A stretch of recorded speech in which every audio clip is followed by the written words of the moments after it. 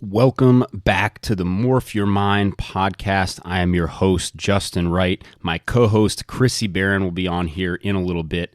And before we get started, I have to thank our title sponsor, Nova 3 Labs.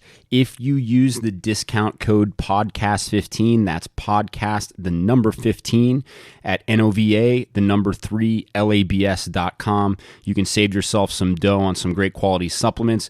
We spend a lot of time on this podcast talking about stress management, talking about mindset and taking control of your mindset. And they have supplements that help with adrenal fatigue, that help with some of the symptoms of stress, that can help you out if you're dealing with that stuff. So use that discount code. Check it out.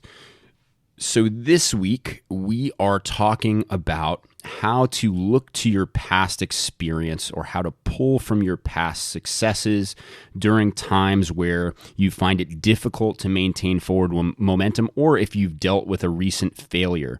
And I'm going to start this off by talking a little bit about the concept of the cookie jar that was made famous by David Goggins. So if you don't know who David Goggins is, I've spoken about him a little bit before, but he wrote essentially a memoir called Can't Hurt Me, which is at the top of the bestseller list. It's about his journey to becoming a U.S. Navy SEAL and then to becoming an ultra marathoner and ultra endurance athlete. And he talks a lot about different mental toughness strategies or ways that he was able to accomplish some tremendous things that range from losing 100 pounds in 3 months to make the weight cutoff for BUD/S training for Navy SEALs.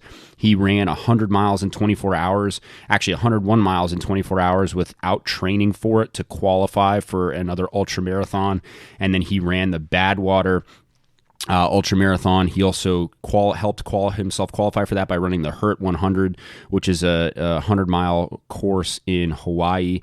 And so he did all these things and dealt with all of this pain and this hardship by referencing what he calls the cookie jar. And that's looking to our past successes. And when you're going through a difficult time or when things look bleak or the outlook is grim, to reach down in that cookie jar and pull a cookie out or pull a previous accomplishment out to help shift our mindset into a positive direction and to help remind us of what we're capable of. And I think that this is a really important strategy because, as we've discussed in the past, failure is inevitable. You are going to fail. You're going to make mistakes, and there are going to be a number of instances in life where you fall short. And especially if we're trying to set goals that challenge us or we're trying to do important things, there is absolutely no way for that to happen without failing a number of times. And if you look to successful people, I know I harp on this a lot, but we don't see their failures because the number of failures that they have is immeasurable. It's what has allowed them ultimately to be successful. And if you look at interviews or autobiographies or biographies or what have you on some of the most successful people in the world, they often describe their failures as being the thing that taught them the most. But it's one thing to understand that failure is important, and it's another thing entirely to deal with it and to face it head on. And no matter how positive you are, or no matter how strong your mindset is, it is very difficult to deal with failures. It's difficult to put things into perspective when we're in it. And one of the other things that Goggins talks about in his book that I think is especially applicable here, it's one thing to be positive when you're in a position of comfort, when you don't have to deal with the disappointment, when you don't have to deal with the struggle, when you're not in it, when you're not in the trenches. It's another thing entirely to maintain that positive outlook and that positive perspective when you're dealing with pain, when you're dealing with fear, when you're in the process of failing or in the process of making mistakes. And so those are the times where we need to give ourselves a boost. And no matter how positive we are, no matter how strong our mindset is, that's when it's critically important for us to look inside ourselves, to look internally. And reflecting on past experiences can be incredibly important. And this works both within the moment and then retroactively afterwards, and we'll talk about both. But when you're in those times of struggle, it's important to remind yourself of what you have accomplished up to that point.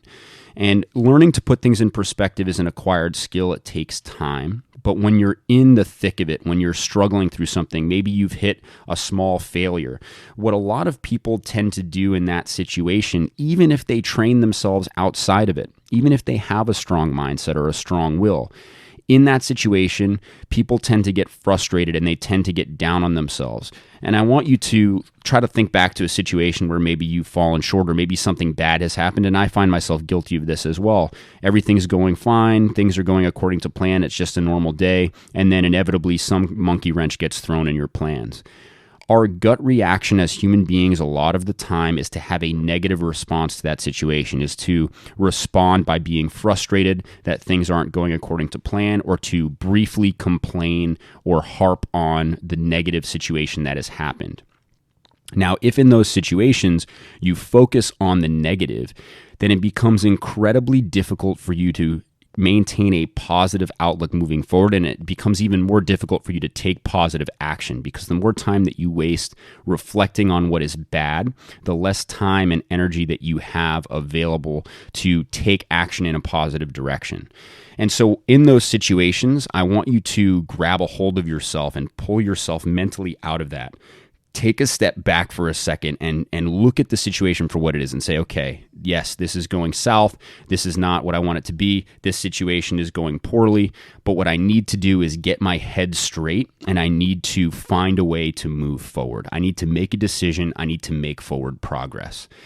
And at that time, once you're aware of that, once you've pulled yourself out of that negative headspace, once you've pulled yourself to that higher level perspective, I want you to follow that up by reminding yourself of a time in the past that you have accomplished something in the face of adversity, or a time when you have made a decision despite things going against the plan or despite things going wrong. And if you can use your past experience to fuel a decision in that situation, what you're doing is you're continuing to reinforce that pattern. So now the next time that you're in a situation and something goes wrong, your default response is going to be more positive, or you're more likely going to recall another time where you handled a situation well, instead of defaulting to that negative reaction or defaulting to that complaining mindset. And we've talked in the past about trying to foster a solutions-focused or solutions-driven mindset. And this is how you do it.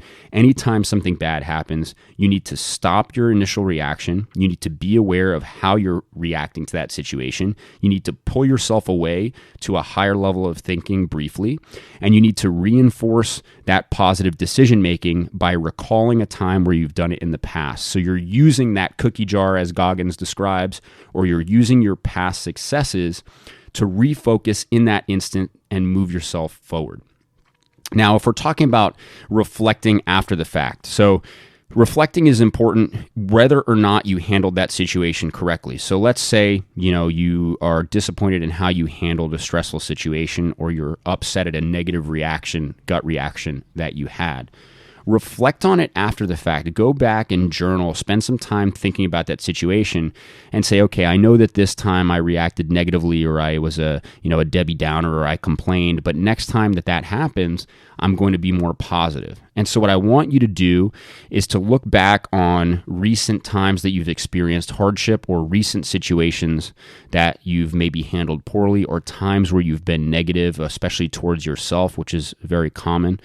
And I want you to write down some positive things about that experience.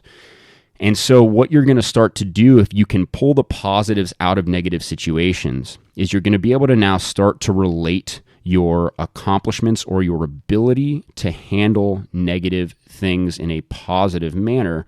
You're going to start to relate those to those negative situations. So you're now going to start to empower yourself when those things come up in the future to better handle those monkey wrenches, better handle those negative things that happen that are unexpected, because there is no way to escape the monkey wrench of life, if you will. There's no way to escape bad things from happening.